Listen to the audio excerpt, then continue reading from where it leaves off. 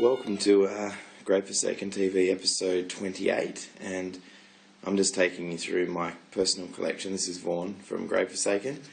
I'm just taking you through my personal collection of Great Forsaken demos and albums, and just giving you a bit of background on each one. Here we have Metal Service Volume 1, which was one of the first things we ever did. It was just a homemade one, as you can see.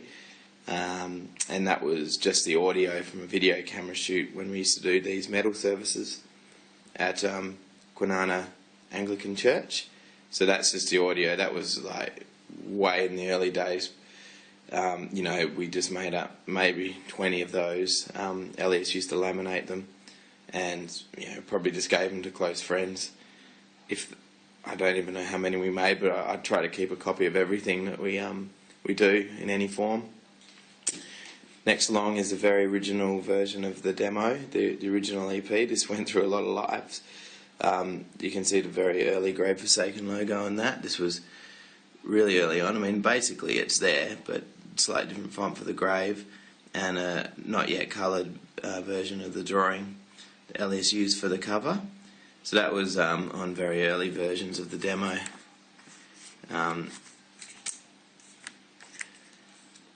So we didn't even have anything on the back there. So that was like, I don't even know how many of those we gave out. This was the first one that we gave out. This was when Elias had just coloured it in. And you can see the logo's changed to sort of more like what the original logo was. Well, that is the original logo, as people know it. And that was the 4-track version of the demo. And it was just recorded in my back room at my old house, and we probably made about 100 like that, and we used to give them out at shows, and we also sent them to anyone who wanted them. So that was that. Then we got Ari from Finland, Elias's friend. He took the original black and white drawing and recoloured it, and this was the 5-track version we had recorded. Back to basics. So that was the more professional looking one, and that was the one we sent out to a few labels, and that was good times for the band. This was when we ran out of a bit of money, and yet we still had people asking for copies, because this demo, funnily enough, is probably one of the more distributed things we ever did. I must have posted out hundreds of those things. We got lots and lots of requests. So this is a version I did to fill some orders. I think I made about 100 of these. I printed them out and just cut them out and put them in a CD sleeve.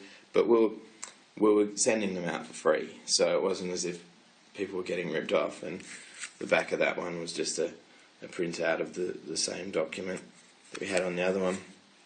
And of course, partially because of the demo, Steve Rowe was one of the people I sent them to. So here's our first album, Beside the River Blood. Again, this is my personal copy that I keep in my CD collection. Again, artwork by Elias and the drawing by Ari. You can see by then that the Grave Forsaken logo has evolved a bit, and it had actually on the demo as well. And so that was the first cover, Beside the River Blood. That album came out in 2006. We recorded it at a few places, Bigton Church. We recorded it at my friend Ben's house and also at my house. And it took about a year from start to finish, and that was the first album. Now, Horror and Sadness was the EP that we released in between Beside the River Blood and Destined for Ascension. Now, that one was just a couple of songs. It was Horror and Sadness, which was getting recorded for the next album, plus a song off the previous album, plus a couple of demos that we knew we weren't going to put on the next album, and a live version of Northwind as well. So that was a stopgap release because we were going to Black Stump and we wanted some new merch. So we threw together pretty much what we had finished, in a finished state at the time, and put it together as an EP. And I reckon that's one of our coolest releases. I'm still pretty pleased with it. Now, this is a funny one. Some people may recognise this. This was the Moshut Crew Destined for Ascension preview CD. anyone who was in the Mosher crew at the time, I sent them a package, and it included this, and it had Warriors of Light and Horror and Sadness on it, just to give people a bit of a taste of the second album as it was getting ready. Here is Destined for Ascension, also released on Row, and that cover is entirely done by Ari. Actually, I'll just go back to Horror and Sadness. That is also entirely done by Ari in Finland. So he did the whole concept and put it together for us. So it's going here, yeah, we sort of described what we wanted, like these two guys looking at like an angel ascending into heaven. Ended up being 4 guys on the cover, but we copped a bit of flack for this cover at the time, but I always liked it. I thought it looked quite, I was really happy with it. I wasn't complaining. Thought Ari did a great job. So it is what it is, and you can see the more gold logo there. I was very happy with Destined for Ascension. It's a well recorded album actually. Dan did a really great job. That was the first one we produced with Daniel Holmes out at Fat Dog Studio, which is where we've done nearly every subsequent album. So after that, that was 2008, we got together for This Day Forth. We recorded that with Dan as well. This was during the transitional phase where Tim had moved from playing drums to singing, so some of the vocals are handled by Tim and some by me still. And we had Dave Kilgallen come in on drums for that one. And this was sort of the real start of our more thrash sound, really. Up until then we'd had sort of more of a classic metal sort of combined with doom sound. This was when we really moved into the thrash and also into the robot theme, which is something that we've stuck with ever since. We had the completely new logo, which is sort of similar but easier to read, and we just were happy for a change at that point in time. It was the first album on Soundmass, and I think the logo combined with the artwork gives it a real thrash sort of feel, and that's sort of where the music was going. And yeah, it was a fun album to record This Day Forth. Really, really, really good time for the band. So that was 2008. And we move on to Light the Hall 2. Oh, that cover was drawn by a friend of Ellie's, it's called Charlie, and the colouring was done by Ari over in Finland. So Ari had a strong association with the band up to that point. Now here we have Light the Hall, which was our first live album, and I can let the cat out of the bag if it's not obvious that the cover and the font and everything was inspired by Kiss Alive.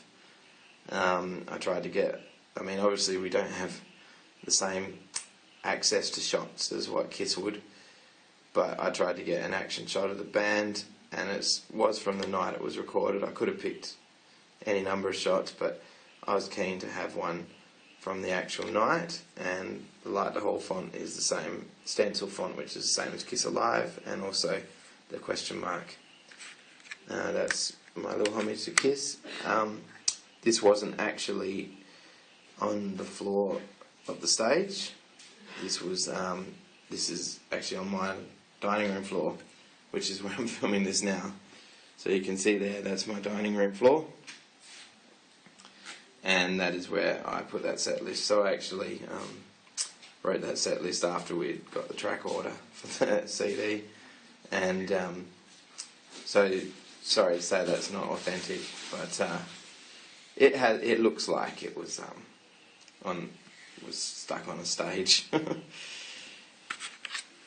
You could do these things when you're designing layouts. Now here we have the promo version of Fight to the Death. That was the one that Richard Sallows designed. Now, Fight to the Death was the follow-up to This Day Forth, and that was Dave on drums, Simon on guitar, plus me, Matt and Elias. Tim had gone by this point, and so Richard did up the promo version. By the time we got the album out, Dave had gone and Richard was drumming. So Richo got heavily involved in behind the scenes of the band, and that was his sort of take on the cover.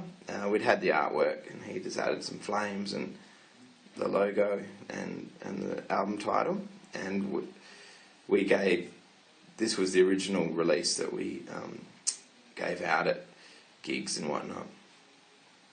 just before the hard copy came out, and this was the official release of it, and probably a bit more professionally done. Now, once again, the artwork was by Charlie, and Ari coloured it in, so that's the same combination as This Day Forth, and it follows on with that robot theme, which we've always been pretty pleased with since we started it.